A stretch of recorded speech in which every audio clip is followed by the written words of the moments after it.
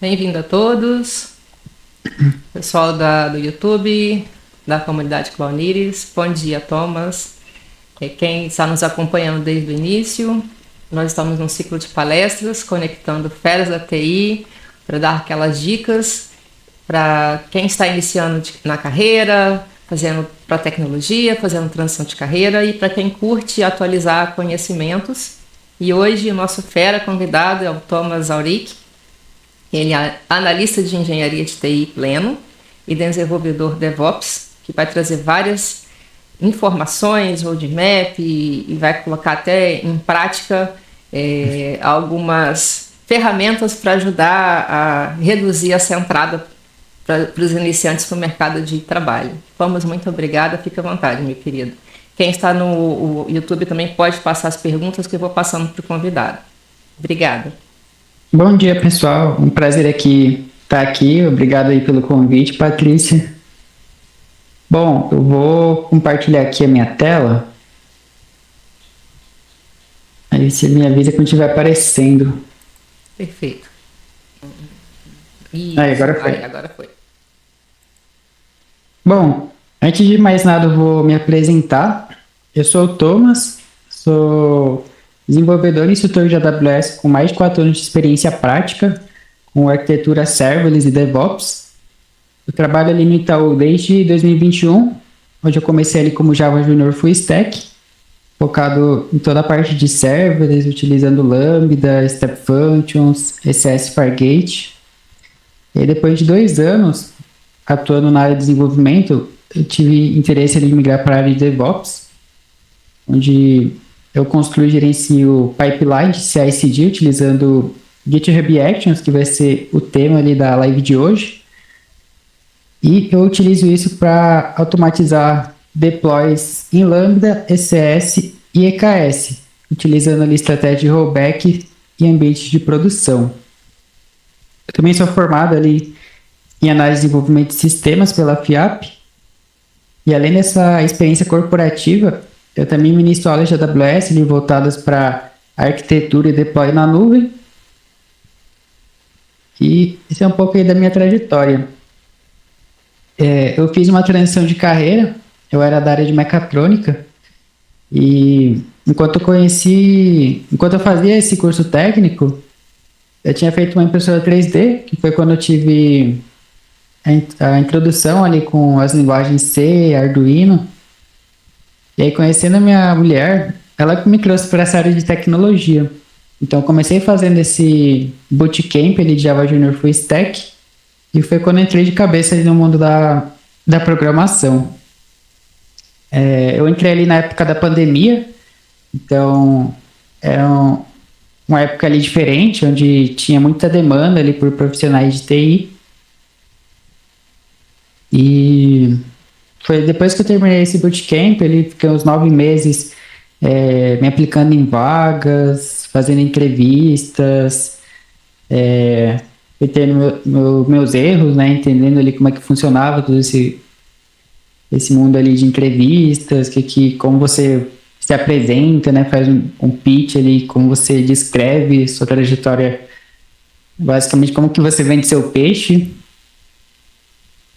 E foi isso, foi essa minha primeira experiência profissional no Itaú e é a que eu tô até hoje. Aí eu passei também por algumas outras instituições ali onde eu fui instrutor de AWS. É um pouquinho da minha trajetória. Você falou que tinha algumas perguntas, Patrícia? Tenho sim. Vou até aproveitar o seu comentário, porque casa justamente com a primeira pergunta que nós temos aqui. Para quem está começando agora, essa pergunta foi da Fernanda. Para quem está começando agora, qual é o melhor primeiro projeto prático para aprender GitHub Actions de verdade? Boa. Assim, a AWS é uma cloud, a maior que tem, muitas empresas utilizam, e a ferramenta GitHub Actions é uma ferramenta muito poderosa que a gente pode estar usando ali para montar todo o CI/CD. Então a gente pode começar simples ali, provisionando EC2, S3, mas o ideal mesmo é que a aplicação ali faça alguma coisa. Então, aqui no final eu vou trazer uma demonstração que foi um desafio que uma aluna teve ali de uma empresa ali para entrar na vaga. E aí eu vou mostrar ali como que eu resolvi isso utilizando o GitHub Actions e como que essa ferramenta ele pode nos ajudar. Perfeito. Bom, vamos falar agora. Antes de começar falando de GitHub Actions, a gente precisa esclarecer aqui uma coisa que ainda confunde muita gente, onde Git não é GitHub. Então aqui do lado esquerdo a gente tem uma ferramenta ali de sistema de controle de versão, que ele vai rodar na sua máquina, ele funciona mesmo sem internet, e ela é responsável ali por criar commits, criar branches e manter todo o histórico ali do seu projeto.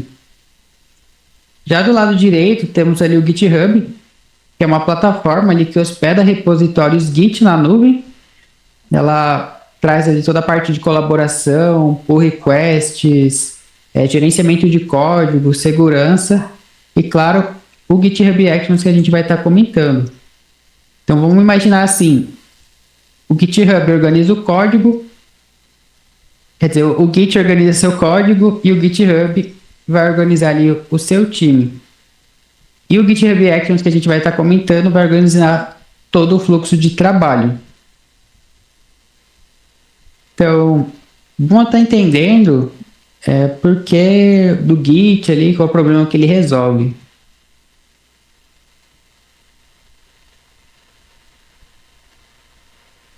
Então, o que é de fato o controle de versão? Então, é uma prática que a gente usa ali para gerenciar todas as versões de um projeto, seja código, documentos ou qualquer tipo de arquivo. Então, a ideia é que cada alteração feita seja registrada para que a gente possa entender o que mudou, quem mudou e principalmente ter a possibilidade ali, de fazer qualquer alteração se for necessário. Quando a gente pensa ali no processo de criação, a gente cria um arquivo, salva, edita, salva de novo, manda para alguém revisar, recebe de volta, vai fazer alguns ajustes. E aí quando a gente percebe, a gente já tem várias cópias diferentes. E aí no caso, ninguém saberia qual que é a mais atual e nem o que foi modificado. Então sem esse controle de versão, fica impossível a gente responder perguntas como o que mudou entre uma versão e outra, quem que fez essa alteração, por que aquilo foi alterado, como é que a gente pode voltar para o estado anterior com segurança. Então essas são coisas bem importantes. E é exatamente isso que o controle de versão faz. Ele vai registrar cada atualização, organizar e manter um histórico ali para que a gente possa colaborar ali com outros colegas ali de trabalho. Então nós temos 3 tipos ali de controle de versão. O primeiro deles é o local. Então, nesse modelo, todas as versões vão ficar armazenadas somente no computador ali do usuário. Isso aqui até funciona ali quando a gente tem ali algum trabalho individual, só que isso aqui não é possível escalar para equipes. Se, por exemplo, nosso computador quebrar, todo o histórico fica perdido. E aí também não existe uma colaboração ali real. A pessoa ali precisa copiar manualmente os arquivos, criar várias versões da máquina. Por exemplo, você tem lá o nome do arquivo texto txt, aí você copia texto txt versão 1, versão 2. Então isso não é muito interessante. Nós temos outra opção, que aí surgiu depois, que é os sistemas centralizados. Então, aqui a gente vai ter um servidor central que guarda ali todas as versões do projeto, e os desenvolvedores, que seriam aqui os usuários, eles se conectam para pegar esses arquivos, eles editam e enviam de volta. Aqui a gente já consegue ter um trabalho em equipe, só que aqui a gente vai ter limitações, porque os desenvolvedores aqui não conseguem fazer a conexão ali simultânea. E também a gente só tem um único servidor. É o mesmo problema da fazer na máquina local. Se o servidor cair, a gente perde tudo. O projeto inteiro ali ficaria indisponível. E o último que nós temos, é o que nós utilizamos hoje em dia, são os sistemas de controle de versão distribuídos, que é o que a gente usa com o Git. Então aqui a gente não tem um único ponto que é responsável pelo histórico do projeto. Então cada desenvolvedor ele vai ter uma cópia completa ali do repositório com todas as versões. Isso é interessante porque a gente pode trabalhar offline, ele sem estar dependendo da internet. A gente também não depende de um único servidor e a colaboração ali fica mais segura. Então, esse é o modelo que a gente usa ali no Git. Tem alguma dúvida aí no chat? Podemos continuar? Tem sim. A Aparecida perguntou: qual a melhor forma de organizar secrets e variáveis de ambiente de forma segura nas actions? Bom, a gente vai comentar disso daqui a pouco. Perfeito. Aí a gente retorna nessa pergunta. Tá ótimo. Ainda falando sobre Git, agora que a gente entendeu ali como que funcionam os sistemas distribuídos, quando a gente olha para o Git, ele é a ferramenta ali mais utilizada. Existem outras que é o Subversion e algumas outras, só que essa aqui é a que mais se popularizou. Ela é gratuita, é de código aberto e é adotada ali globalmente, desde pequenos projetos, empresas ali com milhares de repositórios. Então, como a gente comentou, o Git a gente consegue estar rodando localmente, consegue estar criando esses commits, criando branches, a gente consegue também fazer os merges ali, que traduzindo ali seria mesclar. E a gente trabalha aqui com snapshots, que são como se fosse uma foto naquele momento exato do tempo, e a gente não trabalha com deltas. Então, vou estar mostrando ali o que é isso, snapshot, deltas. Então aqui é uma forma ali de como que as versões são armazenadas. Então, no modelo ali centralizado, cada versão só vai ter os deltas. Então, delta seria o quê? Só aquilo que mudou naquela versão. Então, isso acaba gerando uma dependência, porque para a gente reconstruir o estado atual, a gente precisa estar aplicando essas várias diferenças na ordem correta. Já no Git, que é o modelo que é mostrado abaixo, a gente vai ter ali os snapshots. Então, cada commit, ele salva ali como se fosse uma foto inteira ali do estado dos arquivos. E se um arquivo ali, por exemplo, não mudou, ele simplesmente vai estar apontando para a versão anterior. Então, deixa tudo ali muito mais eficiente para a gente poder trabalhar.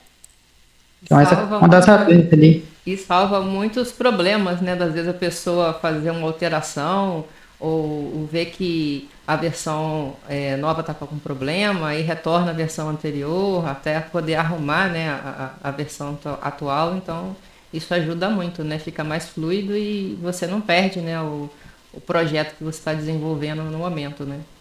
Isso, exatamente. Bom,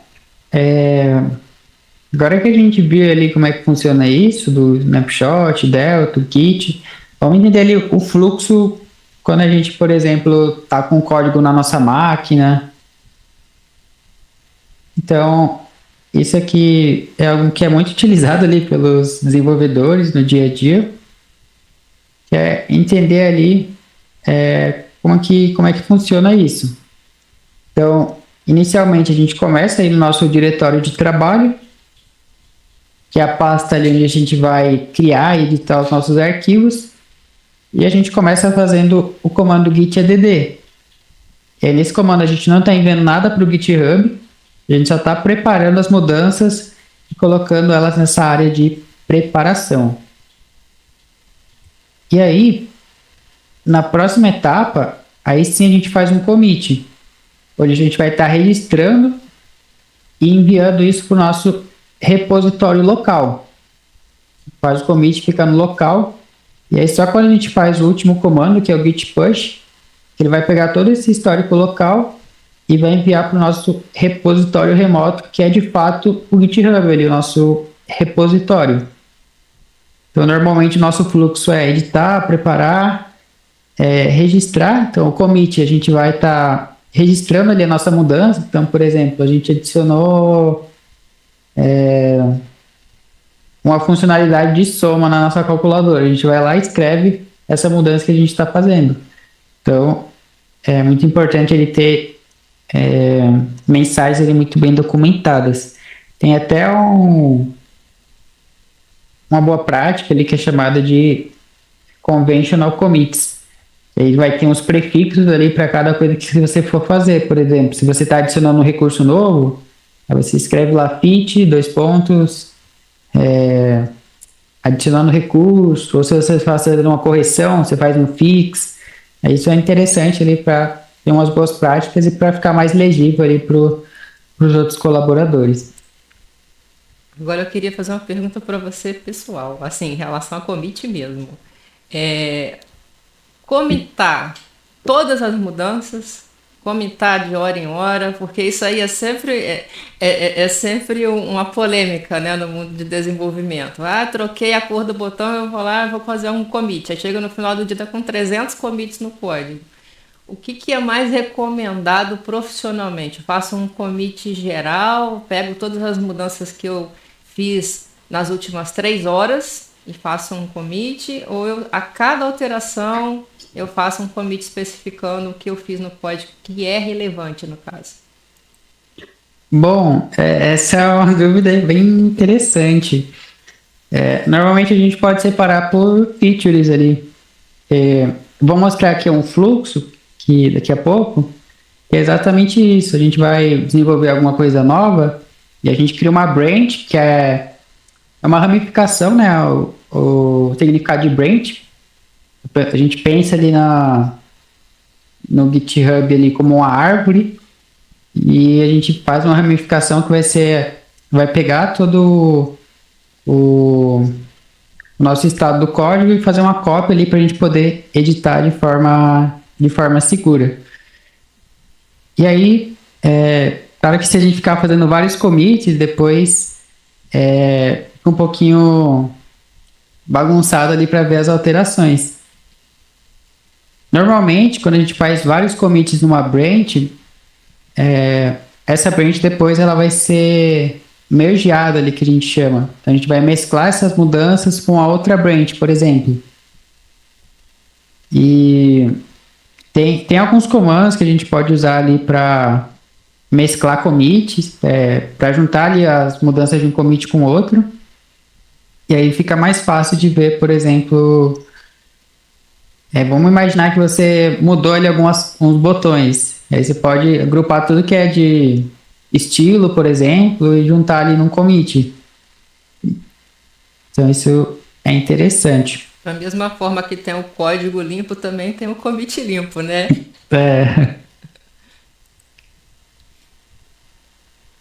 Bom, vamos aqui para o próximo. Então, a gente viu ali como é que funciona o fluxo para a gente poder enviar para o nosso GitHub. E a gente precisa entender ali como que o arquivo começa. A gente, por exemplo, cria o nosso repositório, faz o clone na nossa máquina, e aí quem é responsável ali por rastrear e capturar ali todas as mudanças é a nossa pasta oculta ali, o .git. Então, quando a gente vai incluir um novo arquivo, ele sempre vai começar como um tracked, que ele não está rastreado ainda. E aí, só quando a gente adiciona ali o arquivo pela primeira vez, ele passa para o estado de não modificado. O ponto Git ele registra esse arquivo, só que não tem alterações. E aí, a partir do momento que a gente altera esse arquivo, ele faz alguma mudança nele, ele vai mudar para o estado de modificado, e o Git ele percebendo que mudou, aí essa mudança ali, ela está pronta, só que ainda não está no estágio ali de preparação. E aí é quando a gente usa ali o git add, ele vai para o estado ali de staged, que é o em azul ali, a nossa última etapa. Então, basicamente esse é o fluxo. E aí às vezes a gente não quer que algum arquivo seja rastreado, então a gente pode usar o git ignore. Às vezes a gente vai, por exemplo, a gente vai falar de GitHub Actions, e tem coisas que a gente roda na nossa máquina para testar que não é interessante a gente subir pro repositório, então arquivos de variáveis, às vezes, por exemplo, senhas, então não sei se já aconteceu com alguém, mas uma coisa muito comum de acontecer é subir as credenciais da AWS. Assim, hoje em dia está bem melhor. O GitHub ele tem uma parceria com a AWS, ele identifica já as credenciais e não deixa se você subir, se eu não me engano. Mas eu, quando estava começando, eu já subi ali as credenciais e aí o pessoal da AWS já começou a me ligar, e o pessoal falando inglês, eu não entendendo nada, mas eu sabia que era para deletar. O Mace está ali justamente para ajudar, né, para os dados sensíveis, só que nem todo mundo faz um projeto no GitHub. Está com um projeto no GitHub, digamos assim, utilizando as ferramentas, né, da AWS. Às vezes está fazendo um projetinho inicial, sei lá, usando Kubernetes mesmo, na máquina local mesmo, né? E aí a pessoa tem que ter um pouquinho mais assim, de cuidado quanto a isso, não colocar nenhum documento sigiloso, um banco de dados, né? As informações sensíveis mesmo precisa estar ali no Git Ignore, senão dá problema. Sim, sim. Boa. Então, agora que a gente viu ali que funciona o fluxo, os estágios aqui de um arquivo, vamos entender o fluxo que a gente faz ali quando vai criar algum recurso novo. Então aqui eu vou mostrar um padrão que é muito utilizado ali, que é o Git Flow.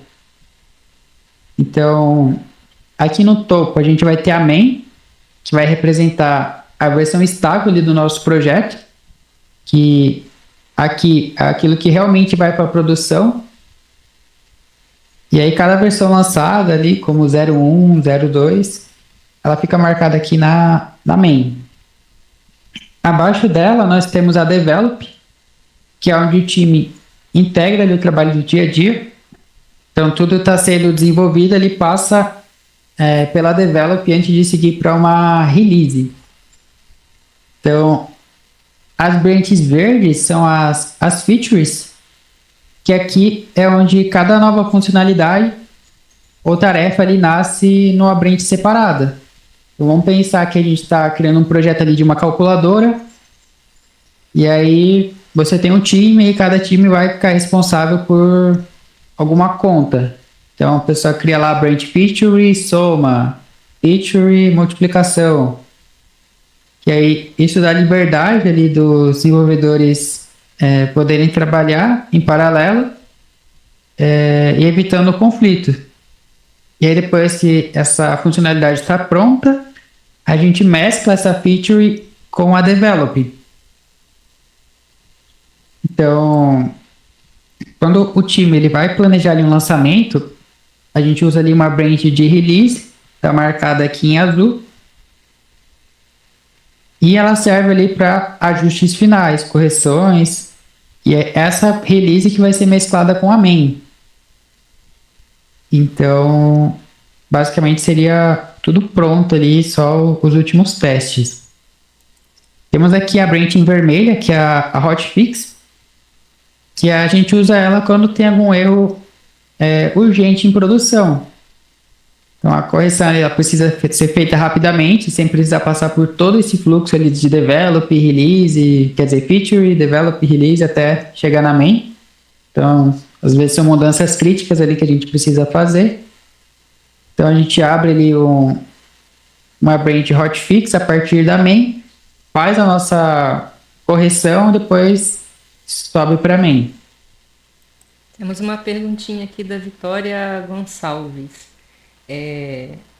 Ela perguntou se Git Flow é um padrão obrigatório ou apenas uma estratégia de versionamento. O Git Flow ele é uma estratégia ali bastante utilizada. Existem outras, tem uma que é chamada ali de Truncate Basic, onde tem menos branches ali, por exemplo, teria a main e a feature. E aí o pessoal direto sobe ali para main. São estratégias, aí tudo vai depender do que a empresa segue. Só que o Git Flow é muito utilizado.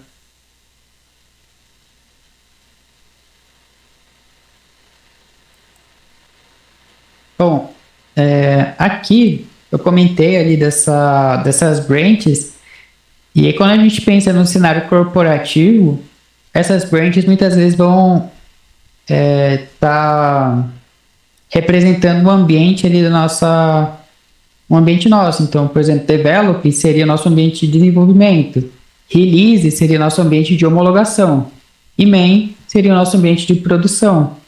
Então, a gente vai estar falando ali sobre isso. Então, quando a gente for entrar agora em pipelines, que a gente vai estar comentando do GitHub Actions. Mas antes da gente estar falando do GitHub Actions em si, vamos entender o que é esse fluxo de CI/CD, para a gente ver quais são os benefícios que a ferramenta vai trazer para a gente. Então, começando, nós temos a integração contínua.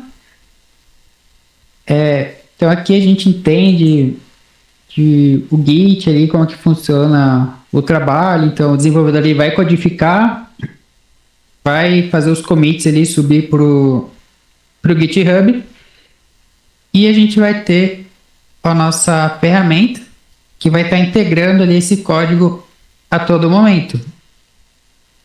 Então vai ter a gente pode falar ali do GitHub Actions. Toda vez que o desenvolvedor fizer um commit ali numa branch X, ele vai acionar a pipeline, ele vai ser o gatilho para poder inicializar, e aí vai ter o build, ele vai fazer compilar esse código da pessoa. A gente vai ter a etapa de testes também, fazer testes de unidade, testes de integração, para por fim ser gerado ali um artefato, nosso pacote de entrega. E aí seja uma imagem Docker, um zip, um binário ali, dependendo da tecnologia que a gente está utilizando. Seguindo o nosso fluxo, depois nós temos a entrega contínua, que é a parte de CD. Então aqui a pipeline vai automatizar praticamente tudo, e ele vai estar gerando uma release ali, que seria uma versão de lançamento. A gente vai estar executando testes, a gente vai ter também uma etapa ali de aceite. Então o deploy não acontece automaticamente ali em produção, ele precisa ali de uma aprovação humana, que aí pode ser um clique, uma revisão ali, algum processo de governança.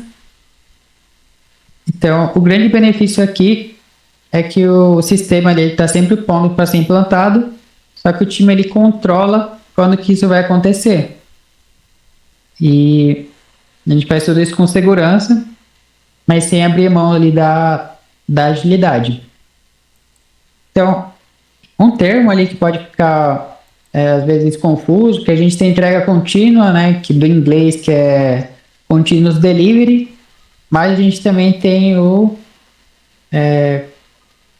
continuous deployment. Então, isso são coisas diferentes. Vamos clarear aqui. A gente tem a implantação contínua, E basicamente a diferença é que aqui a gente não tem uma intervenção humana. É tudo rodar de forma automática. Então, o que você faz, a pipeline já vai mandar para a produção direto. Isso vai reduzir drasticamente ali o tempo para acontecer, entregar valor para o usuário, mas claro que existe, vai exigir um alto nível ali de teste, de confiabilidade para que aquele código ali entre com sucesso ali em produção. Alguma pergunta até aqui? Tenho várias que o pessoal da comunidade me mandou ontem, então eu tô com um caderninho cheio aqui. Boa. O Francisco perguntou como você enxerga o nível de exigência do mercado hoje em relação ao CI/CD para desenvolvedores júniores? Bom, assim, ele precisa saber a base ali, que é toda a parte de Linux, é muito importante, redes. Deixa eu até puxar aqui a tela, aproveitando que a gente tem essa pergunta. Tem um roadmap ali bem interessante que eu utilizei. Deixa eu pegar aqui. Que é esse site aqui, Roadmap SH. Deixa eu só carregar.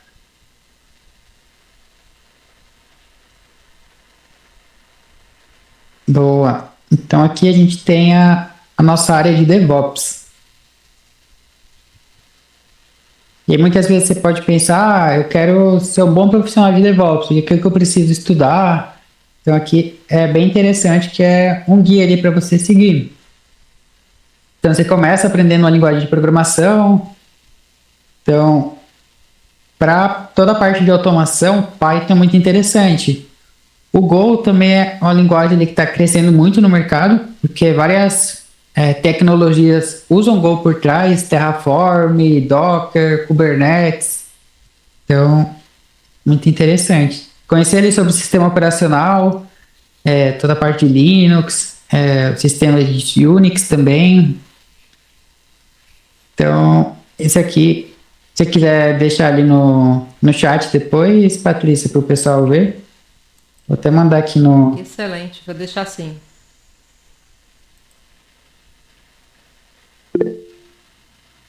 Então, aí respondendo a pergunta, precisa ter toda essa base, então, conhecer ali sobre protocolos e também conhecer sobre um cloud provider. E assim, toda essa gama de ferramentas vai depender muito de onde você quer trabalhar. Porque seguindo ali ferramentas de DevOps, tem muitas aqui muito interessantes, só que muitas vezes naquela empresa que você quer trabalhar, eles não usam isso. Então você tem que ver ali a área de interesse, ali, qual que é a empresa que você quer ir, e ver ali no descritivo das vagas, o que eles pedem.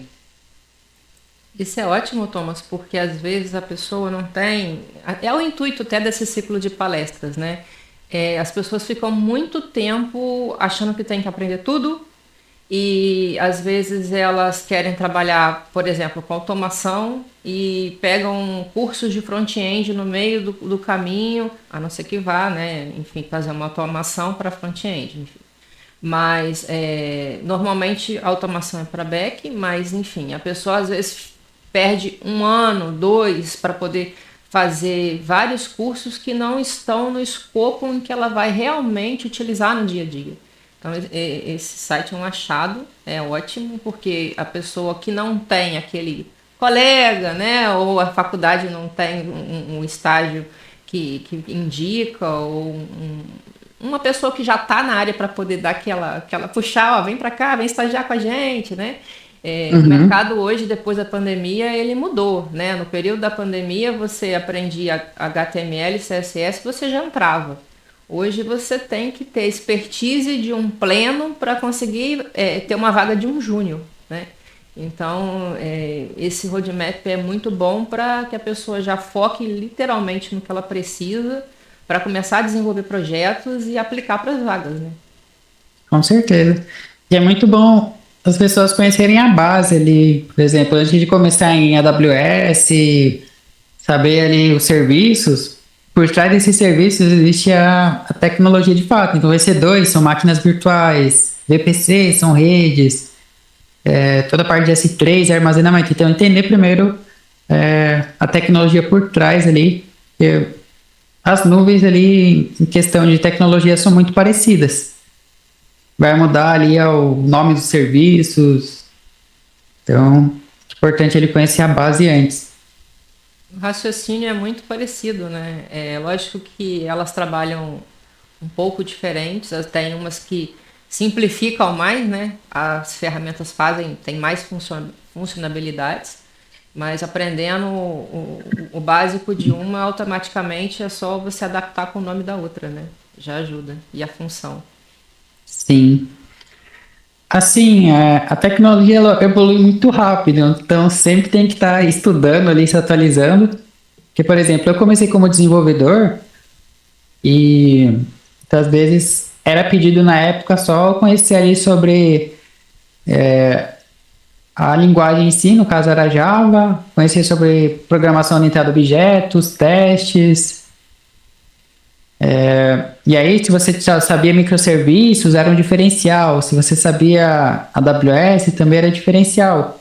Hoje acaba sendo requisito, porque as tecnologias evoluem, então diferencial seria você agora ter observabilidade, ou ter CI/CD, saber trabalhar com a AI, como que ela pode te ajudar a ser mais produtivo. Então, a régua ali vai subindo, então a concorrência também vai ficando muito difícil. Então, isso é muito importante, você estar sempre tirando do papel as coisas. Por exemplo, você estudou sobre redes ou sobre AWS. E aí, o que, que eu posso fazer para colocar isso em prática? Criar um projetinho, colocar no GitHub ali para você ter seu portfólio. E não ser, por exemplo, você assistiu um curso, lá eles tinham uma prática, você só seguiu o que o professor ou a instrutora, a pessoa instrutora ali fez. E você se propõe ali desafios. Isso é muito importante para você aprender de fato, porque é quando você está tentando ali, errando, que você aprende mais, você consegue se desenvolver melhor. Boa. Então, vamos voltar ali. Então, eu já deixei esse site aqui com a Patrícia, ela vai compartilhar com vocês depois. E não tem só para DevOps, tem para várias áreas. Então, sintam-se à vontade ali para explorar bastante esse site. Eu coloquei aqui já no chat do YouTube. Depois o YouTube vai pegar esse vídeo para ele, eu vou ter que editar, mas na hora que eu for editar eu vou subir novamente, tá, pessoal, o link. E para o pessoal da comunidade também, que é interno. Tem uma outra perguntinha aqui em relação a CI/CD do Felipe, da comunidade. Ele pergunta: em que cenários você não recomenda usar GitHub Actions e sugere outra ferramenta de CI/CD? Não recomenda? Bom, quando a empresa tem os desenvolvedores lá que já tem alguma ferramenta que eles sentem mais confortáveis, o Jenkins, ou alguma outra. E depende ali também, por exemplo, às vezes o pessoal quer que esteja tudo na AWS, aí utiliza ferramentas de lá, que ele já tem Code Pipeline, Code Build, Code Deploy. Aí Mas seria, no caso, para iniciante. É necessário? Estou com um projeto lá, eu preciso ter o GitHub Actions ou não? assim, o GitHub Actions ele é bom porque ele é gratuito, então você consegue ele rodar até 2.000 minutos de actions rodando. Isso é bem interessante, dá para realizar bastante automação. Outras ferramentas ali já começam a ter ser pagas, então é uma das grandes vantagens do GitHub Actions que ela já está no próprio Git. Então você tá com o seu código lá e já pode configurar ali toda a parte de GitHub Actions. E é bom também para poder você mostrar um projeto assim mais avançado, assim? Você começou, você desenvolveu, você colocou, testou, fez deploy, enfim, você finalizar, né, o projeto, Sim, mostrar mais expertise no caso para se destacar para os recruiters, até porque a maioria das empresas que contratam, elas vão colocar você num teste prático e às vezes tem 10, 15 testes que você tem que passar dentro da mesma empresa e quanto mais praticar, melhor a pessoa fica, né? isso, com certeza. Então, é muito importante o pessoal ter o GitHub ele bem configurado, ter os projetos ali para servir como portfólio. Então, muito bom. Vamos falar agora do GitHub Actions de fato.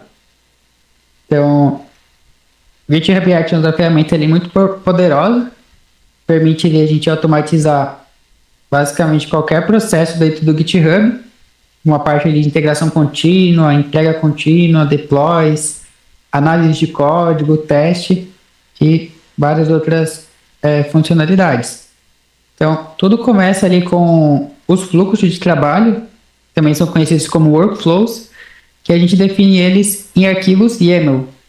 Então, esses arquivos ali podem ser configurados para responder automaticamente a eventos, que a gente vai estar comentando. Então, quando alguém envia um push para uma determinada branch, ou faz um pull request, ou até mesmo cria uma tag ali, uma versão daquele projeto. Então, tudo isso pode ser um trigger ali, um gatilho. Então, a gente faz tudo isso no GitHub. Então, a gente pode estar configurando isso para rodar em runners, que são os executores, e eles podem ser runners do GitHub, ou a gente pode ter runners auto-hospedados, eles são conhecidos como self-hosted. Por exemplo, num cenário corporativo, você vai ter as suas ferramentas internas ali, e um serviço público ele não pode ter acesso diretamente, então você precisa ter esses runners ali auto-hospedados para fazer toda essa conexão privada. Trazendo uma curiosidade, no meu trabalho hoje eu cuido ali de pipelines, ali, que é um produto que usa GitHub Actions, que a gente mantém ali o bom funcionamento para 15 mil desenvolvedores. Então, o pessoal comentando ali toda hora, a gente tem que manter as pipelines rodando de forma estável e com um baixo tempo ali. Aqui no GitHub Actions, a gente também pode estar configurando segredos, então senhas de banco de dados, tokens, dados sensíveis, a gente pode estar criando os nossos segredos. No GitHub a gente tem, a nível de repositório, que era a pergunta ali que tinham feito, a gente pode estar criando variáveis, assim como a gente pode estar criando segredos. As variáveis, a gente consegue estar acessando, elas são visíveis no workflow, já os segredos não. Então, nem mesmo, por exemplo, a gente vai criar uma senha lá e a gente coloca o valor. Depois que a gente coloca esse valor, nem mesmo nós que criamos conseguimos ver. Então, a gente só consegue editar. Então, é seguro mesmo. Tem outra perguntinha aqui, Thomas, da Nancy. Ela está dando parabéns pelo conteúdo e ela queria saber qual a diferença entre workflow, um job e um step dentro do GitHub Action. Boa. Eu vou deixar para responder essa pergunta daqui a pouco, porque a gente vai passar exatamente por esse tópico, ali explicando a diferença de cada um. Bom, eu falei ali que esses arquivos são definidos em YAML, mas a gente não precisa criar tudo do zero. Nós temos aqui o GitHub Marketplace, onde nós temos ali actions, que seriam basicamente um conjunto ali de scripts, de códigos. E, por exemplo, a gente quer fazer deploy no ECS, ali, que é um serviço de containers da AWS. A gente vai ter aqui soluções já prontas, muitas vezes criadas pelo próprio provedor de cloud. Então, a gente pode estar buscando actions aqui e a gente consegue ver o que a gente precisa passar de parâmetro, quais são as saídas. Então, muito interessante. A gente não precisa reinventar a roda e criar tudo do zero. Já vem várias coisas prontas. Às vezes a gente só vai precisar criar do zero ali o que for adaptado para o nosso cenário, mas muitas coisas já são feitas hoje. Por exemplo, você quer que o PR seja aberto automaticamente. Então você faz seu commit lá na feature, a pipeline vai rodar ali o build, o teste, e assim que estiver tudo ok, ele abre um PR automaticamente. Aí você não precisa ir lá na interface e abrir, tudo ocorre de forma automática. Então aqui, bem interessante o GitHub Marketplace. Recomendo vocês darem uma olhada depois. Trazendo aqui outros exemplos, aqui como eu tinha comentado, a gente tem para AWS, tem para outras clouds ali, por exemplo, Azure. Quando você quer que na sua pipeline tenha Python, tenha Ruby ali para realizar comandos ali, por exemplo, de teste, de fazer o build, e a gente tem várias coisas já prontas, Docker. Então, facilita bastante ali o nosso trabalho, agiliza essa configuração, que a gente pode só escolher o nosso modelo e ajustar ali como que a gente quer utilizar. Bom, então, o pipeline ali do GitHub Actions é muito mais do que CI/CD. A gente pode estar automatizando ali vários processos, tarefas de deploy, teste, atualização de dependências. Então nós temos ali 35 eventos diferentes que podem estar acionando o workflow. E aí o GitHub ele se adapta ali para o tipo de plataforma que a gente quer utilizar, a linguagem ou provedor. Então a gente tem integração total ali com o GitHub, justamente por estar na própria interface lá. E a gente tem o GitHub Token, onde a gente pode estar configurando diferentes permissões para os nossos fluxos de trabalho. Então, por exemplo, tem uns que vai ser só de leitura, outros a gente quer fazer mudanças, outros a gente precisa estar liberando ali permissões. Então, tem várias permissões ali que a gente pode estar liberando. Então, como é que funciona o fluxo ali, os componentes que a gente tem no GitHub Actions? Então, nós vamos ter ali os eventos, que é o que vai disparar um workflow. Nós vamos ter os jobs, que são as unidades de trabalho. Dentro de cada job, ele pode ter vários steps ali, que são os passos. Que aí são ações individuais que o job vai executar, que a gente pode usar para rodar teste, fazer o build, fazer o deploy. E dentro de cada step, a gente vai estar utilizando actions. A gente pode estar usando actions ali, ou também configurando comandos específicos para a gente estar utilizando. E, como eu comentei, todos esses workflows, eles são executados em runners. Então, esses runners, eles podem ser disponibilizados ali pelo GitHub, que são runners públicos. E aí a gente pode rodar, por exemplo, a máquina Ubuntu, ou a gente pode rodar onde nós mesmos gerenciamos os nossos runners. Então, vamos mostrar aqui um exemplo para ficar mais claro. Então, aqui é um exemplo desse arquivo YAML que a gente escreve. E aqui é toda a parte aqui de configuração. Então, no macro aqui nós temos o workflow. Depois, iniciamos ali com o nosso job. Então, vamos ler esse workflow aqui. Então, esse é um workflow para um arquivo de Hello World. Então aqui a gente tem o on, que vai ser o gatilho. Então é quando alguém fizer um push, que é empurrar ali as alterações para o repositório.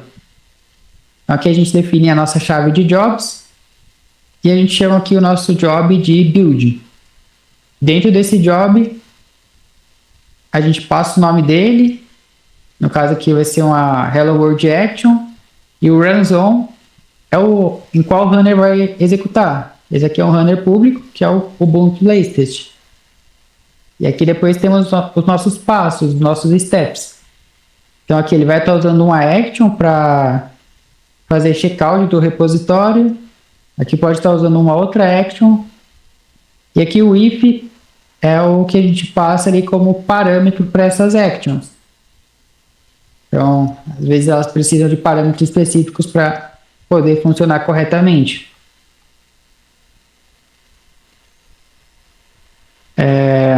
Eu não lembro quem. Acho que foi a Nancy que fez a pergunta.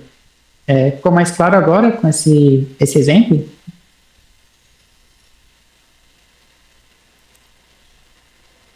A gente tem um delayzinho de 1 minuto entre o ao vivo e a recepção da sua pergunta lá no YouTube. Daqui a pouquinho ela responde aqui no nosso chat no YouTube. Deixa eu Combinado. aproveitar e fazer uma pergunta para você. O Rafael pergunta: você recomenda criar workflows reutilizáveis desde o início ou isso é mais indicado apenas para times maiores? A Nancy respondeu, ficou sim. Boa. Então, workflows reutilizáveis já é um tópico um pouquinho mais avançado, mas basicamente aí você tem que tentar ver ali como que vai ser, quanto que vai crescer essa aplicação que você está fazendo, essa automação. Então, dependendo, faz sentido sim criar workflows reutilizáveis. Porque em vez de ficar criando workflow em cada projeto, você vai ter um repositório onde você vai criar um workflow e os outros projetos só chamam esse workflow que você definiu. Então, é uma boa prática, assim, o workflow reutilizável. Bom, vamos dar uma olhada aqui também no fundamento aqui do workflow. Então, como eu comentei, a gente vai escrever ele em YAML. Ele vai estar estruturado dentro da pasta .github/workflows. Então, se tiver alguma outra pasta, não vai funcionar.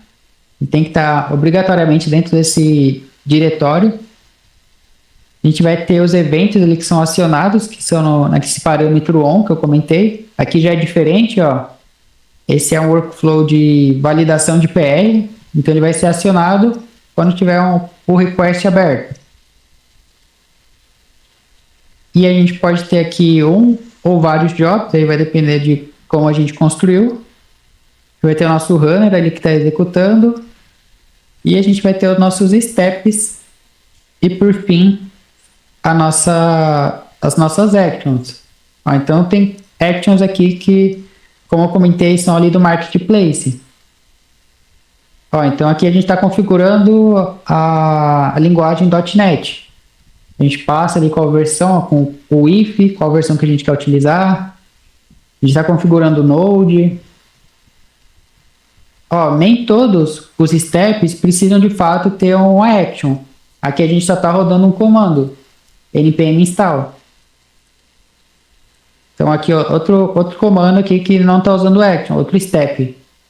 A gente usa o run, que está fazendo o build de .NET, que é compilando ali a linguagem.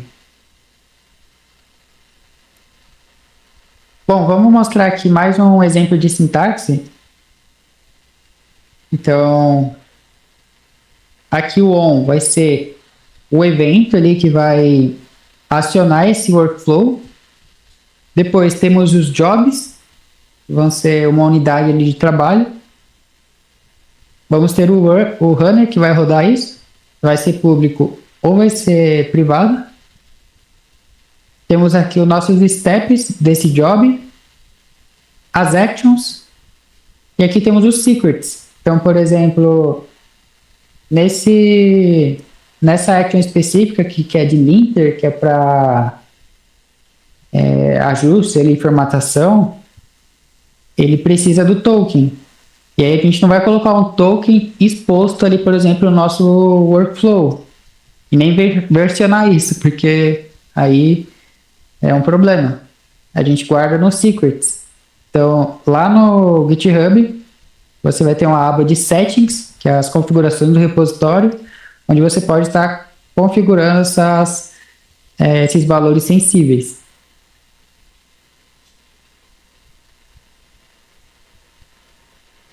Bom, passando aqui para a próxima etapa, falando um pouquinho mais da questão de eventos. Então, aqui os eventos de webhook, eles são disparados automaticamente a partir de ações do GitHub.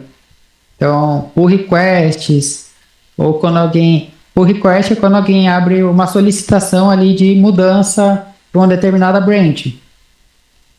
Então, por exemplo, quando tem todo aquele fluxo de CI/CD, a gente viu ali que a gente cria uma branch a partir da develop para criar uma nova funcionalidade, e assim que a gente termina, a gente abre uma solicitação para mesclar com a develop.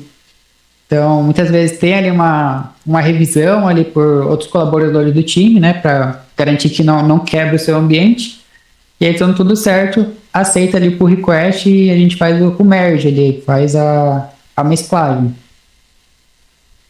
Temos as issues, que aí no caso, por exemplo, alguém usa aqui aquela calculadora que eu dei de exemplo e alguém quer uma nova funcionalidade. Então alguém vai lá e abre uma issue, fala, agora eu quero fazer uma raiz quadrada.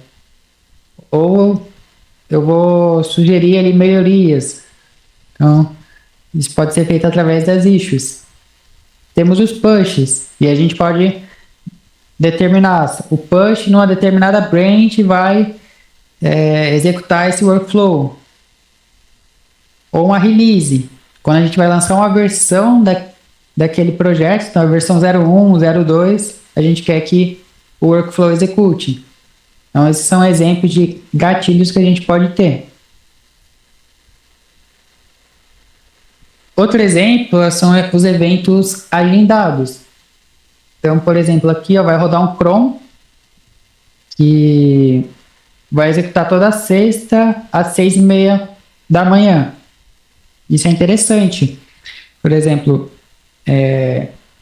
eu criei ali um trabalho, né, com a parte de AWS num cliente e deixar os serviços rodando a todo momento gera um custo que muitas vezes não é necessário. Produção, sim, roda a todo momento ali para o usuário conseguir acessar o site, mas esses outros ambientes, desenvolvimento, homologação, a gente pode desligar fora do horário comercial. Então, ali, por exemplo, das 9 às 6, vai ficar rodando, e aí depois a gente pode utilizar ali um workflow para ir lá e desligar os recursos, por exemplo, quando não estão sendo mais utilizados. Então, isso é interessante. Bom, passando aqui para outro tipo de evento, são os eventos manuais. Então, aqui a gente tem, por exemplo, um workflow de dispatch, onde a gente iria lá manualmente na aba de actions e executaria, passaria os parâmetros necessários para executar o workflow. Alguma dúvida até aqui, pessoal? Tem mais perguntas aí, Patrícia? Tem sim. Quais integrações com GitHub Actions você considera mais valorizadas no mercado hoje em Docker, Kubernetes e Cloud? Por exemplo, ele citou aqui alguns exemplos de tipos de integração. Bom, as integrações normalmente seriam com os serviços ali das respectivas clouds. Então, se você vai subir na AWS, tem várias actions já prontas para você subir em EC2, ECS, ECR, EKS, Lambda. Então, conhecer ali as actions das principais ferramentas ali de cada provedor. E assim, quando aí você vai fazer parte do fluxo inteiro de CI/CD, aí tem ferramentas para a parte de CI, tem ferramentas que vão fazer, por exemplo, análise de código, SonarQube, por exemplo, vai guardar os artefatos, a gente tem Artifactory, Harbor, que mais? A gente tem o Triv, que vai verificar vulnerabilidades em imagem de containers, que mais? Enfim, tem várias ferramentas que vão entrar em toda essa parte de CI/CD.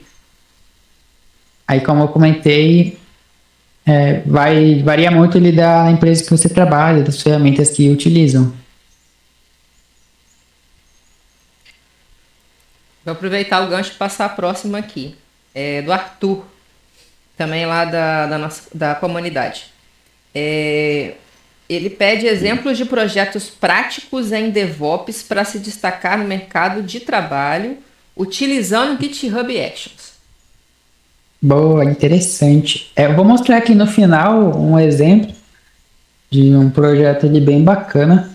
E eu disponibilizo o link para vocês darem uma olhada depois também. Bom, seguindo aqui a questão dos workflows, nós temos aqui os jobs, igual a gente comentou. Por padrão, eles vão rodar sempre em paralelo, mas quando a gente precisa que o primeiro job seja executado para o outro poder seguir, a gente coloca essa palavra needs. Então, por exemplo, para esse job 2 executar, o job 1 precisa finalizar. Então, a gente consegue estar configurando para ser de forma sequencial também.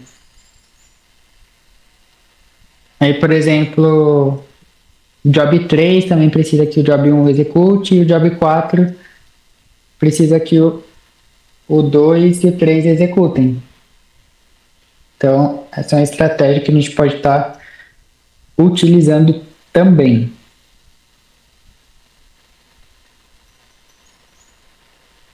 E aqui os runners que eu comentei, eles podem ser tanto máquinas gerenciadas pelo próprio GitHub.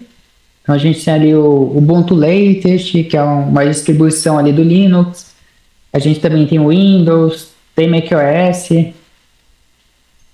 E essas máquinas são práticas porque a gente não precisa configurar nada e cada execução vai começar com um ambiente limpo.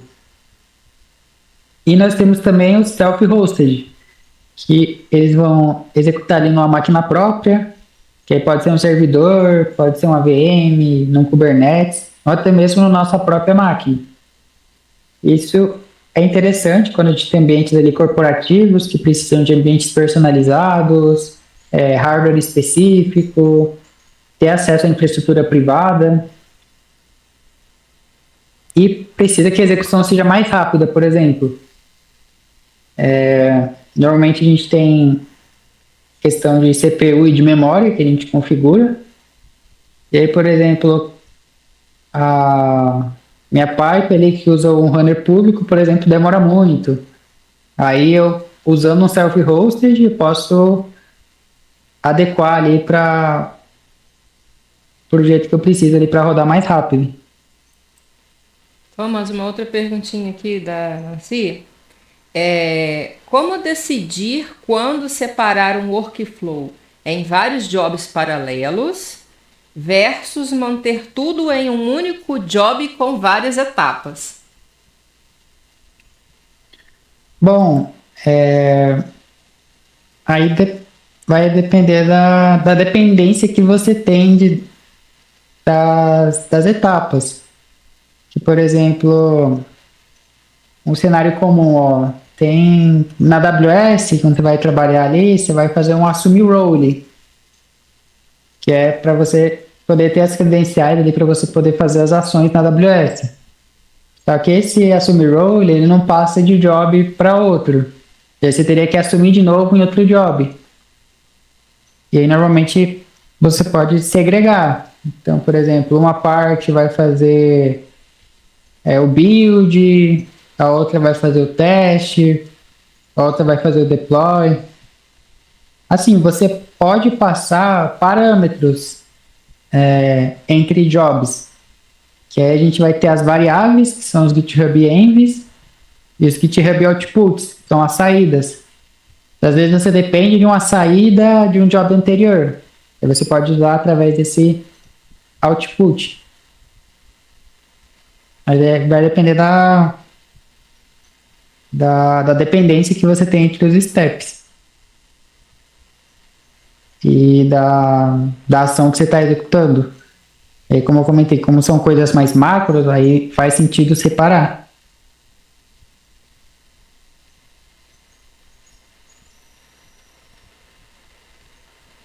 Beleza. Vamos encaminhar aqui para o final da apresentação. Então, fazendo aqui o nosso resumo. Nós temos os eventos, que vão ser um gatilho, que vão disparar esses workflows.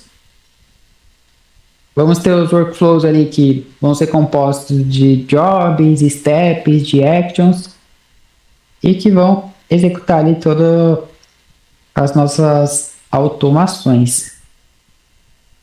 Bom, era isso que eu trouxe de conteúdo, de slides do GitHub Actions. E agora que eu vi que ficou aparecendo aqui o negócio do PowerPoint aqui. Esqueci de tirar. Imagina, Mas beleza. o conteúdo tá tão rico que ninguém... Olha, isso é um detalhe, tá perfeito. Obrigada. Boa. Então, vamos aqui para a nossa demo. Eu separei aqui o projetinho que eu falei. Então, vamos dar uma olhada como que o GitHub Actions nos ajuda. Deixa eu só abrir ele, que eu não sei onde ele foi parar. Ah, tá aqui. Quando você abre, eu vou ler mais uma perguntinha aqui. Você Boa. acha que tirar certificações do GitHub ajuda a entender tudo o que você nos ensinou? Indica tirarmos? Sim, inclusive para quem é estudante, tem ali a certificação do GitHub Foundation gratuita e, se eu não me engano, a do Copilot.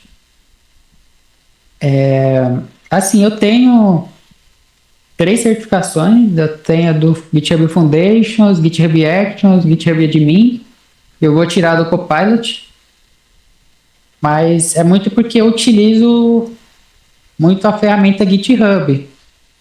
Mas, assim, essa de admin é mais que você vai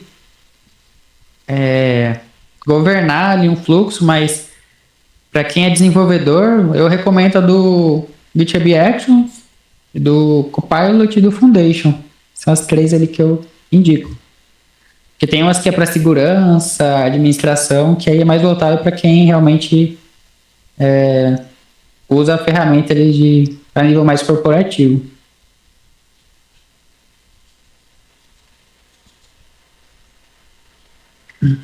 Bom, deixa eu abrir aqui o console da AWS para mostrar para vocês também executando.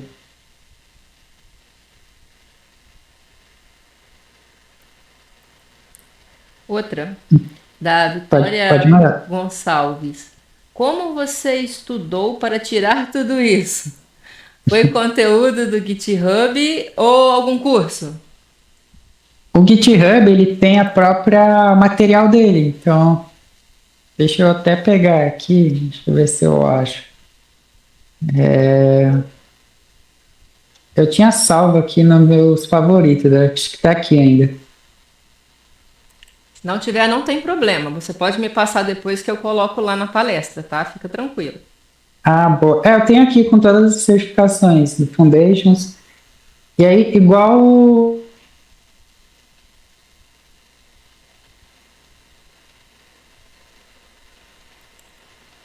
Nós tivemos um probleminha, pessoal. O Thomas caiu da reunião. Eu vou conectá-lo aqui. Ah, tá. Ele entrou novamente. Eu abri sem querer na mesma aba do... Imagina, acontece. Então, igual, por exemplo, certificação da AWS, nós temos também aqui os guias do exame. Então, Deixa eu pegar aqui. Favoritos. Cadê GitHub? Aqui.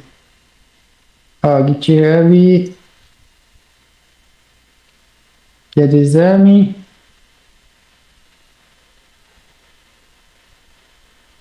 Depois eu vou disponibilizar esses links para você mandar pro pessoal aí, para quem tiver interesse. Tá ótimo, tá ótimo. Ó, GitHub Foundations. Então aqui ele explica certinho como que a prova é pontuado, domínios que você precisa saber. Não tá aparecendo, Thomas, não tá compartilhando pra gente, não. Ah, eu caí, né? Deixa eu compartilhar ele mesmo. Faz parte. Ao vivo acontece de tudo.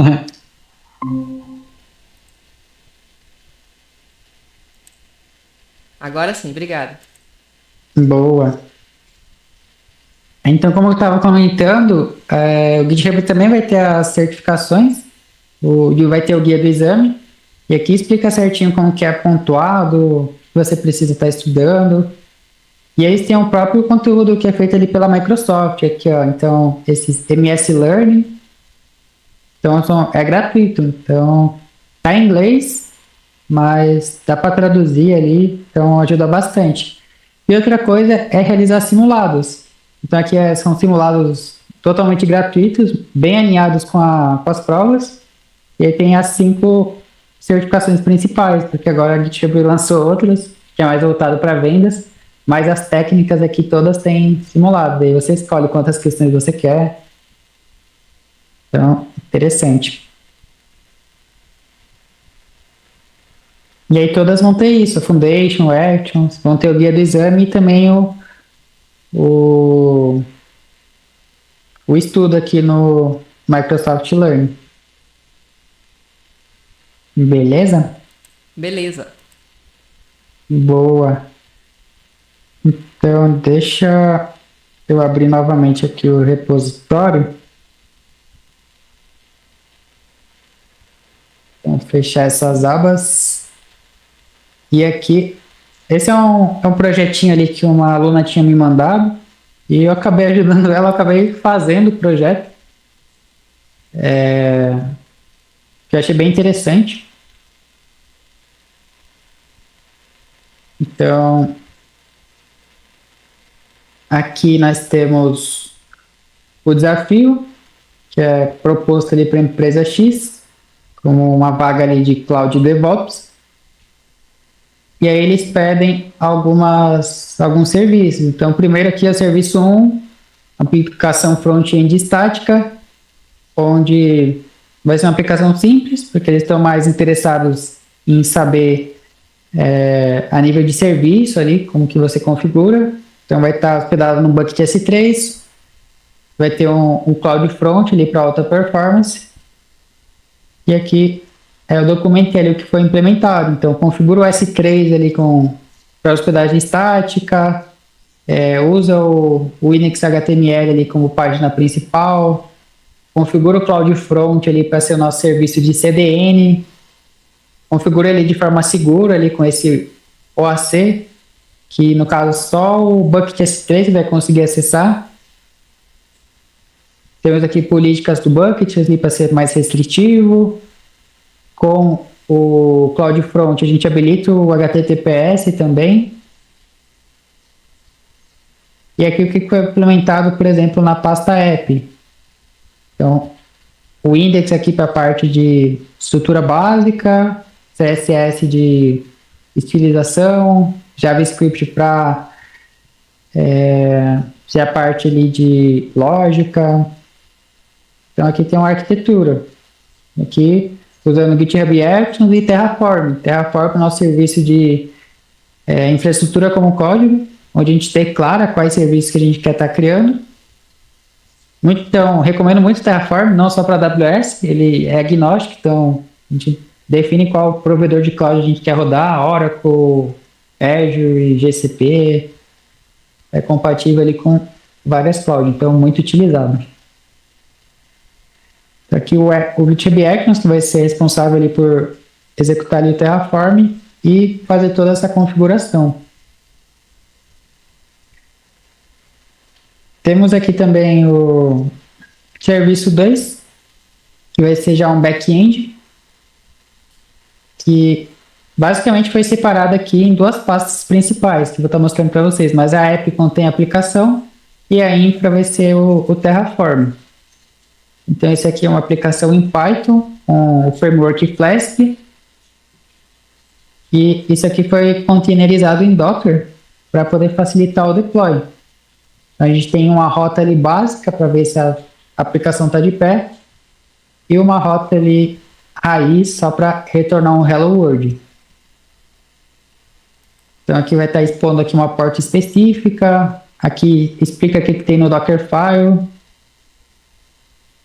explica aqui a questão de infra, então a gente precisa de um VPC, precisa de um ECR, um ECS, e que está explicando detalhadamente, eu não vou entrar em tanto detalhe. Vamos sobre a questão do Terraform, é necessário ter certificação ou não é tão necessário se você ainda não atua na área? Certificação de Terraform? A Vitória perguntou aqui. Sim, a certificação de Terraform é interessante para você conhecer todos os recursos ali que o Terraform oferece. E também, quando você vai se inscrever em alguma vaga de DevOps, é um diferencial também. Mas eu recomendo primeiro ir na de Cloud. Mas se você tirou a de Cloud e já quer se destacar mais, tem as de Terraform. Muitas ferramentas ali de CI/CD têm suas certificações. Por exemplo, do Kubernetes, tem várias certificações das ferramentas ali que são disponibilizadas ali open source pela CNCF, tem também bastante certificação, então é interessante se certificar ali. E você aprende bastante ali no processo para tirar a certificação. Bom, aqui a gente tem uma outra arquitetura, também utiliza aqui o GitHub Actions, temos o Terraform, Docker, e a gente percebe como que a gente pode construir de coisas mais simples ali, de um front-end, com a página estática, já com fluxo aqui de containers, então, com Docker e tudo. Então, é uma ferramenta ali bem robusta. E por fim, aqui a gente tem uma Lambda para inserir arquivos no S3. Então aqui é configurado um serviço da AWS, que é o Event Bridge, para fazer esse agendamento.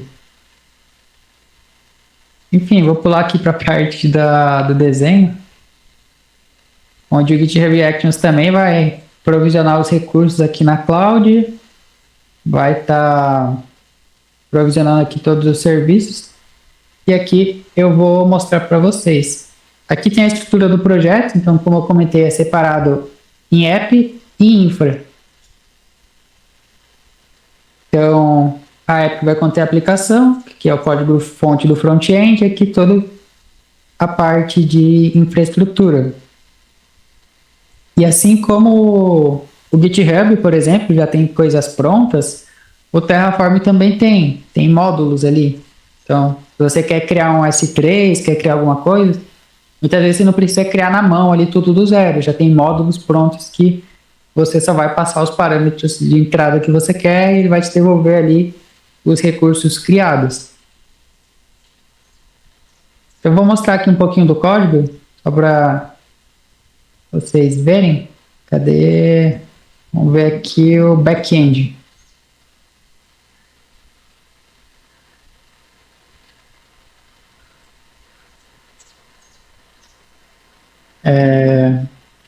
Aqui, por exemplo, o main. Aqui é um módulo de VPC, e a gente só vai passando os parâmetros que a gente precisa. Módulo de ECS, então a gente não precisa reinventar a roda ali e criar tudo na mão. Igual você pode também criar seu...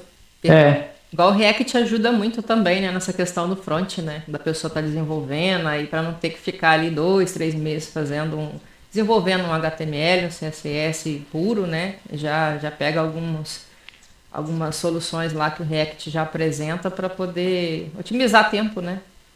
Sim, os frameworks ali, que são essas ferramentas e um conjunto de bibliotecas, ajuda bastante. Então, aqui é um pouco de Terraform, né? A ideia é mostrar aqui os workflows de fato, né? Vamos mostrar aqui. Ó, aqui até tinham perguntado sobre reutilizar, e aqui eu tinha criado um reusable. Ó, então aqui já é diferente, ó. O trigger vai ser quando o workflow for chamado, e aqui a gente tem alguns parâmetros de entrada. A gente vai ter um ambiente da AWS que vai rodar, qual que é a região. No caso do Terraform, ele tem um arquivo no S3 que é state file, que vai guardar o estado ali da sua infraestrutura. E aqui temos secrets. Temos aqui o warning do assumir role, o ID da conta. Esse workflow aqui tem permissões aqui específicas. Então, para assumir a role, precisa ter esse ID token write. Para ler os conteúdos ali de algumas coisas também precisa. Então, aqui é o job do Terraform, vai rodar no Ubuntu Latest. E aqui vai executando os steps, ó. Vai fazer o checkout para ele poder ver o código, vai configurar o Terraform, que eu estou usando Actions, que já tem pronto. A gente só coloca aqui para utilizar. Configura aqui as credenciais da AWS, que também já tem um Action pronto, então percebam como a gente não precisa recriar tudo do zero, já tem muitas coisas estão prontas, a gente só parametriza. Ó, então aqui tem a configuração para rodar, se eu quero destruir minha infraestrutura, eu quero construir. Ele vai ler aqui um arquivinho de configuração, que é o destroy, e vai ver ali se o destroy está false ou está true.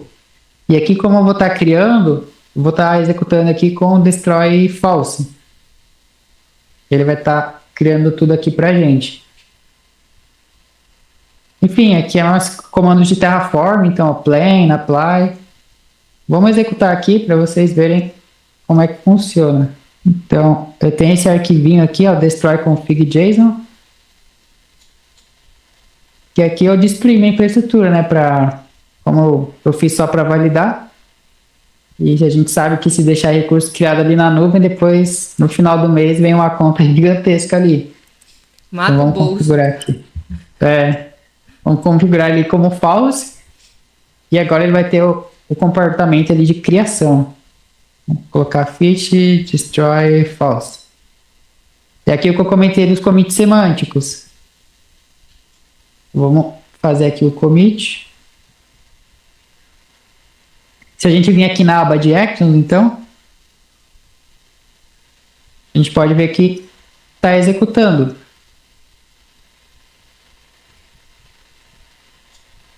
Ó, tá rodando aqui o Terraform, ó. Se a gente clicar aqui, a gente consegue ver mais detalhes. Ó, então eu estou dentro de um job Terraform. E aqui vai estar configurando esse job, ó. A gente consegue ver qual runner que está rodando. E aqui todos os steps que a gente configurou, ó, tá rodando no runner público.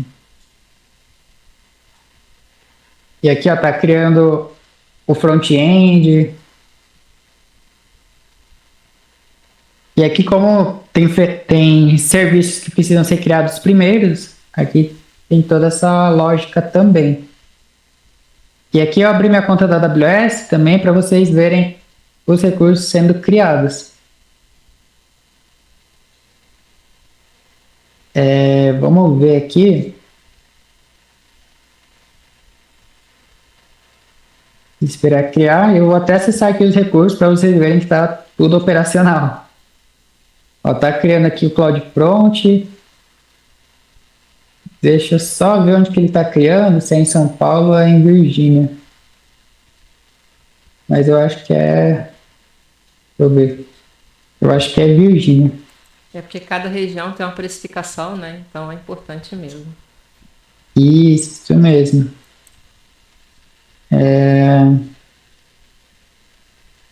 Eu acho que eu defini a região aqui nas variáveis. Vou aproveitar até mostrar para vocês as variáveis ali que o pessoal tinha comentado. Então a gente vem aqui na aba de Settings. Aqui na parte de Actions. Cadê Actions? Não, aqui, ó, Security. A gente tem Secrets e Variables. A gente vem aqui em Actions. E aqui a gente tem os segredos do repositório, então o ID da conta, o ARM do assumir role, e aqui a gente tem as variáveis. Ó, então, eu estou subindo tudo em um S. Então, a gente pode, por exemplo, eu sei que vai subir um S3, vamos abrir aqui o S3, vamos abrir o CloudFront,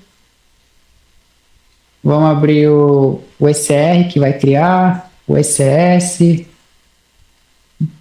enfim, vamos abrir esses aqui por enquanto.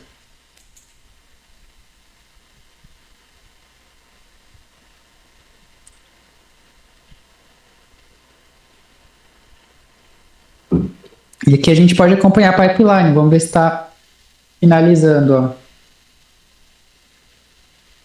Tá subindo o front-end ainda. Então, olha, está criando o CloudFront, a gente pode ver aqui, você já criou. Está fazendo toda a etapa aqui de configuração. Ó, então, primeiro a gente tem o init, onde a gente inicializa ali o nosso Terraform.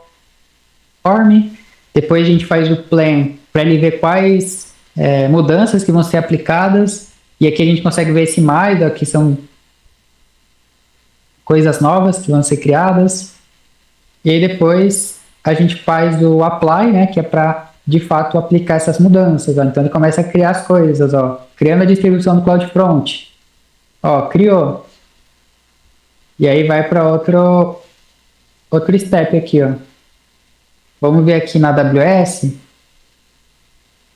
A vantagem do Terraform é que ele minimiza tempo, né? Porque ao invés de você estar ali configurando toda a infraestrutura manual, você configurando, ele adianta o seu trabalho, digamos assim.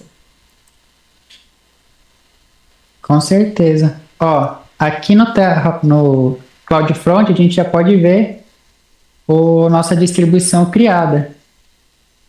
Então, vamos acessar aqui o nosso URL que ele disponibilizou. Ó, então criou aqui, ó, front-end estático que mostra um relógio. E aí tudo dando serviço AWS. O front está no S3 e aqui a gente está vendo através do CloudFront. Então, bem bacana. Vamos ver aqui a pipe como está. Ó, agora está rodando o back-end. Aqui é um pouquinho mais pesado, porque tem que criar uma VPC, tem que criar o ECS. Mas vamos dar uma olhada aqui no serviço. Ó. Vamos no SR e vamos ver aqui se ele já criou um repositório. Ó, acabou de criar aqui o repositório, que é para onde a gente vai subir nossas imagens de container, que o ECS vai utilizar. Vamos ver aqui o ECS, vamos ver se ele já criou aqui o nosso cluster. Ó, criou aqui também, a tarefa está inicializando. Então, aqui, pessoal, eu vou utilizar um testador aqui de API, que é vou usar o Insomnia, para a gente poder testar e ver se essa API está funcionando. Então, é bem interessante. Ó, vamos entrar aqui no cluster e a gente consegue ver também se tem tarefa executando, como que está acontecendo aqui dentro do nosso serviço. Ó. Tem um serviço aqui de back-end, tem aqui uma tarefa em execução, ó, tá tudo verdinho, tudo funcional.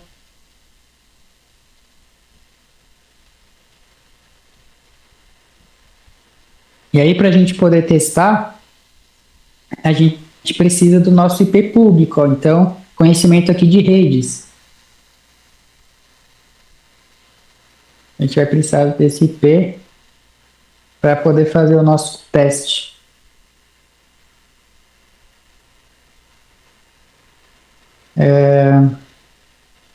Tava abrindo aqui meu Insomnia, mas ele tá demorando, deixa eu ver. Aí Ele foi. demora mesmo.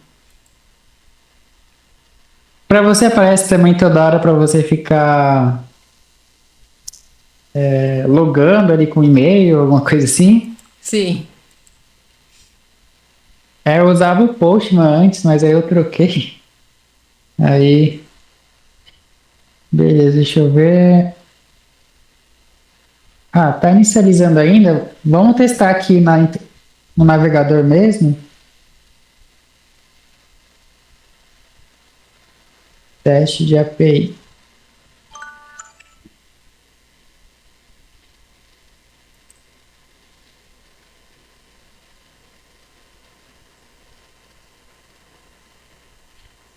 Teste de API online.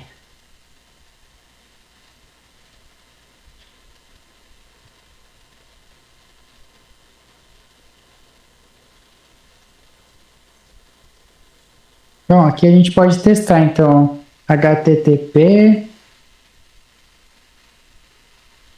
dois pontos, barra, barra, e a gente pega aqui o IP da nossa tarefa aqui. E aí, como eu tinha mostrado para vocês lá na doc, a gente vai ter o barra help, para ver se ela está saudável. Vai fazer uma operação de get ali para recuperar dados.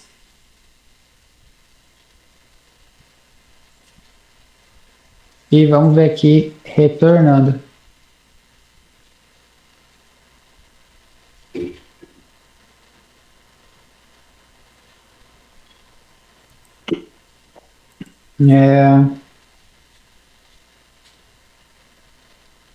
Enfim, acho que tá com problema aqui.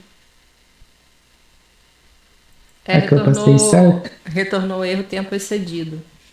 Às vezes é alguma questão de atualização do site mesmo. Pode ser.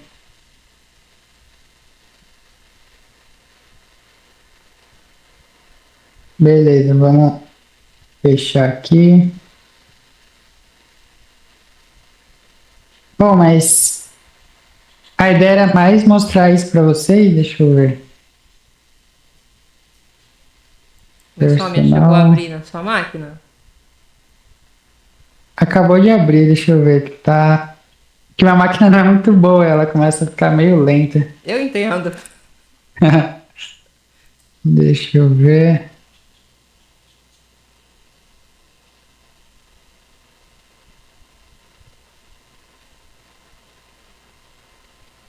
Cadê? Se não der, não tem problema não. A gente coloca o link do app, né? Do software do Insomnia. Que eu brinco que chamo ele de insônia, porque ele dá uma dor de cabeça de vez em quando. Mas aí o pessoal faz o teste também local, né? Dá pra fazer. Boa. Aí o pessoal pode clonar o projeto, né? Aí só precisa mudar as configurações ali para apontar para a conta AWS deles. Sim, sim. Senão não vai rodar, não.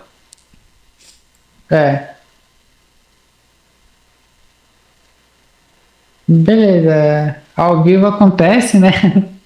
Mas vamos ver aqui, ó. A pipe rodou. Então criou aqui tudo que a gente precisava. Criou o back-end.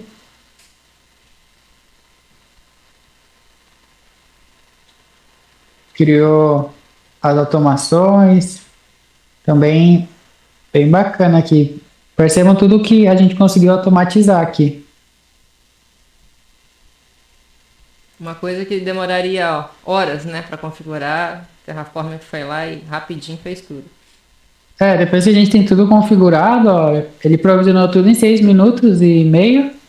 Depois a gente pode destruir também. Então, bem bacana. Então, acho que é isso. Essa é a minha apresentação que eu tinha para trazer hoje. Mostrar um pouco ali do GitHub Actions em ação e é isso. Tem dúvidas aí? Perfeito, Thomas. Perfeito mesmo. A última perguntinha que tem aqui do pessoal do grupo é: quais ferramentas você mais utiliza no seu dia a dia? Bom, lá a gente utiliza o GitHub Actions. Falando ali de AWS, né, os principais serviços ali, EKS, ISS, LAMP, EC2. Ferramentas de CI/CD tem o Artifactory, tem o SonarQube, tem o Triv, tem o Veracode, Docker. Enfim, que eu me lembro agora de cabeça são essas. E quem ainda não tem aquela conta na AWS, porque a AWS mudou, né? Ela tinha o free tier, agora ela modificou um pouquinho a sua cobrança, né? É lógico que existem serviços gratuitos, mas quem for utilizar também tem que usar a calculadora antes de subir qualquer recurso, né? Para não ter nenhum problema no bolso. Mas Com para quem certeza. ainda não tem condições de trabalhar na nuvem ou já perdeu, digamos assim, a sua parte gratuita, dá também para poder fazer vários projetos e deixar local. Isso também é bem visto pelos recrutadores ou você precisa estar com algum projeto na nuvem? Deixar local é que tem algumas coisas que a gente não consegue simular local, por Sim, exemplo, sim. esse aqui que eu fiz. Mas você pode criar uma nova conta AWS ali, mesmo que você já tenha criado ali, você pode. É que agora, como mudou, ela tem um modelo ali gratuito que você não gasta nada, que é muito bom para quem está estudando. E aí, se você já criou uma conta, ele vai identificar ali que você já criou e vai te colocar no plano pago. Mas aí você pode pegar os cadastros ali de algum familiar seu, tio, tia, avó. E aí, Exatamente. Dá para e você aí criar você uma vai conta ter. de um familiar, dá para você colocar você gerenciando algum projeto e vai trabalhando no projetinho. E se você cria, né, um modelo gratuito, que você não vai ter problema ali de custos. Então é bem interessante. Porque Pessoal, aí depois a conta ela é encerrada automaticamente depois, seis isso. meses. Então você não tem esse perigo ali de deixar alguma coisa ligada. E se deixar também, você vai ter uns créditos ali que você vai ter. E depois a conta vai ser deletada automaticamente. Ou se você quiser mudar para plano pago, pode também. E é bem interessante também, bem no início, né, configurar os budgets para poder te alertar. Questão de custo, né? Para quem está bem no iníciozinho mesmo, configura um alertazinho, $1. Se na minha conta tiver. Porque às vezes você sobe um S3 para poder fazer um teste, mas aí você deixa, enfim, o conteúdo lá. Você deixa. Você não baixa todos os recursos, digamos assim, né? Às vezes você deixa. Eu esqueci o termo agora que eu queria dizer. Você deixa. O armazenamento fica e você baixa só o S3 em si. Uhum, Então, se você não deletar tudo, você vai receber, eles não vão deletar para você. Mas aí você vai receber no seu e-mail o alerta de cobrança e para você poder fazer uma ação rápida, né? Até porque para isso não evitar um rombo aí, eu tenho conhecidos bem próximos que já tiveram faturas no cartão aí de R$ 1.000 por estar ali configurar uma aplicação. O volume. Você baixa né? Você digamos assim tira a sua máquina virtual, você deleta o seu S3, mas aí você não deletou o volume. E aí vai continuar cobrando porque o seu volume está lá, né, atrelado à sua conta. Então, os budgets são muito interessantes e importantes, né, para quem tá começando, para poder enviar o alerta e até a pessoa ir aprendendo, né, não ter esse problema no bolso. Thomas, com todo mundo certeza. está aqui super agradecendo. O conteúdo foi riquíssimo mesmo, foi muito além do esperado. A casa está super aberta para você, querendo voltar, pode me chamar no LinkedIn, no WhatsApp. Obrigado pelo seu tempo também, né? Que você trouxe tantos conteúdos práticos também para que a gente possa, para as pessoas poderem fazer projetos reais, estarem se destacando, né, no mercado de trabalho e reduzir essa entrada, né? Porque às vezes a pessoa fica tanto tempo estudando e esse direcionamento que você trouxe hoje é precioso. Muito obrigada mesmo. Ah, bacana, hein? Feliz de ter contribuído. Então é isso, pessoal. Muito obrigada a todos que nos acompanharam no YouTube ao vivo. Hoje à noite o YouTube vai pegar essa palestra para ele e eu vou disponibilizá-lo novamente amanhã à noite, já editado direitinho, com todos os links que foram informados aqui. Muito obrigada, excelente sábado e um ótimo final de semana para todo mundo. Valeu, pessoal. Tchau, tchau. Tchau, tchau.